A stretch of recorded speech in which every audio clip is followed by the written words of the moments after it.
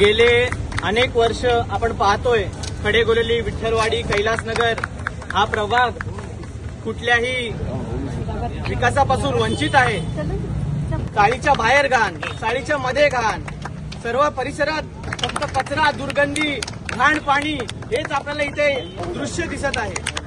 म्हणजे लाखो करोडो रुपयांचा जनतेचा टॅक्सचा पैसा गेला कुठे, हा प्रश्न प्रत्येक माणसाला पडले आहे। प्रत्येक घरात माणूस आजारी आहे, कोणाला टायफॉइड झालाय, कोणाला डेंग्यू झालाय, म्हणजे सर्वकडे त्रास आहे, सर्वकडे आजारपण आहे आणि विकास मात्र शून्य आहे।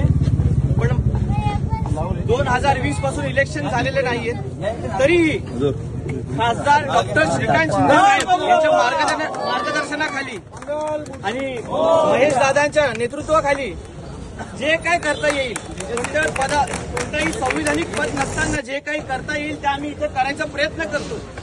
पण येणाऱ्या काळात जनतेने जो त्रास सहन करताय तो त्रास होऊ नये यासाठी जी खात्री केली पाहिजे ती केलीच पाहिजे।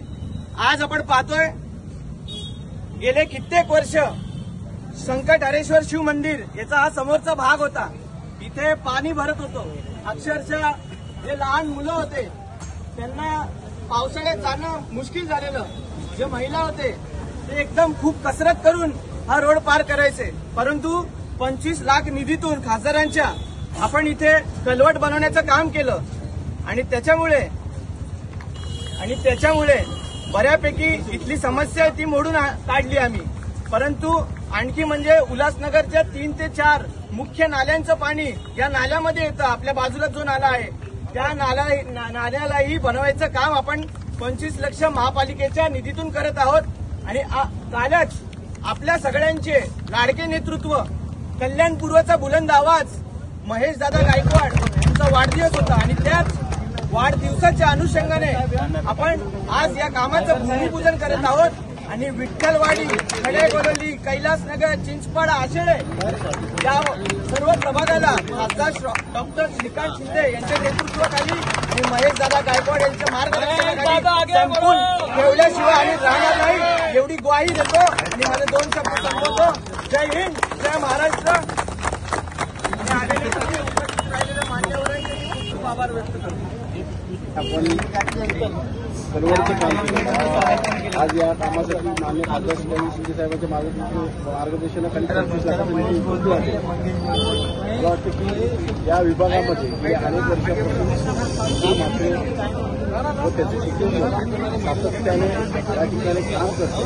कोणत्याही प्रकारचं पद नसताना आज तरुण युवक त्या प्रमाणे या ठिकाणी रस्त्याचं काम असेल, जिल्ह्याचं काम असेल, लाईटीचं काम असेल, ते एखाद्या विद्यार्थ्याला शाळेची अडचण असेल किंवा एखादा रुग्ण त्याला रुग्णसेवाची गरज असेल, अनेक ठिकाणी हा पद नसताना काम करतो।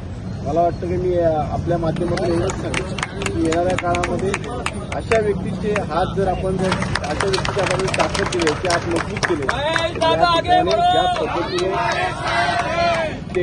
ज्या पद्धतीने इथला विकास विस्कळीत पडलेला आहे तो विकास या ठिकाणी त्याच्या हातून घडेल त्याच्यामध्ये आणि मात्र शंका नाही। त्यामुळे मी येणाऱ्या काळामध्ये मजूर मातेला शुभेच्छा येतो आणि ते चांगलं लोकप्रतिनिधी मधुर सारख्या व्यक्तीला निवडून द्यावा असं जनतेला आवाहन। मधुर म्हात्रे युवा नेतृत्व यांच्या माध्यमातून आज या नाल्याच्या बांधकामाचं नूतनीकरणाचं एक भूमिपूजन या कल्याणपूर्वचे युवा नेतृत्व महेश दादा गायकवाड यांच्या हस्ते या ठिकाणी मधुर म्हात्रे उद्घाटन करण्यात आलेलं आहे। निश्चितच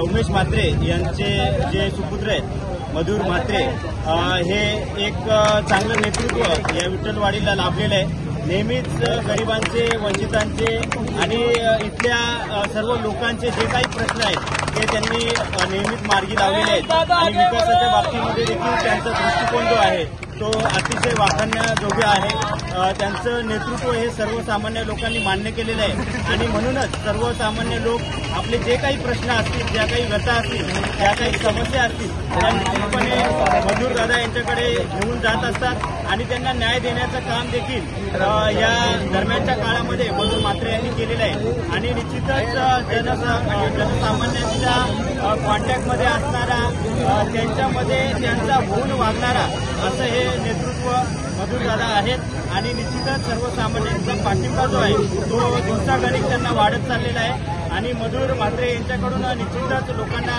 ज्या अपेक्षा आहेत त्या काहीही पद नसताना, संविधानिक पद नसताना, नगरसेवक नसताना त्यांनी जो कामाचा सपाटा लावलेला आहे त्यामुळे आम्ही सर्व नागरिक निश्चितच त्यांच्या कार्याला आम्ही भाळलेलो आहोत आणि निश्चितच त्यांची कार्यकुशलता जी आहे त्यांच्यावर आम्ही निश्चितच त्यांच्या त्या कामाच्या प्रति त्यांच्या प्रेमामध्ये आहोत आणि हे नेतृत्व येणाऱ्या काळामध्ये या विठ्ठलवाडीच्या जनतेला निश्चितच न्याय देणारं आणि एक वेगळं स्वरूप या भागाला ते देतील आणि एक वेगळी विठ्ठलवाडी येणाऱ्या काळामध्ये मधुरदादा म्हात्रे यांच्या माध्यमातून आपल्याला निश्चितच बघायला भेटेल याची आम्हा सर्व नागरिकांना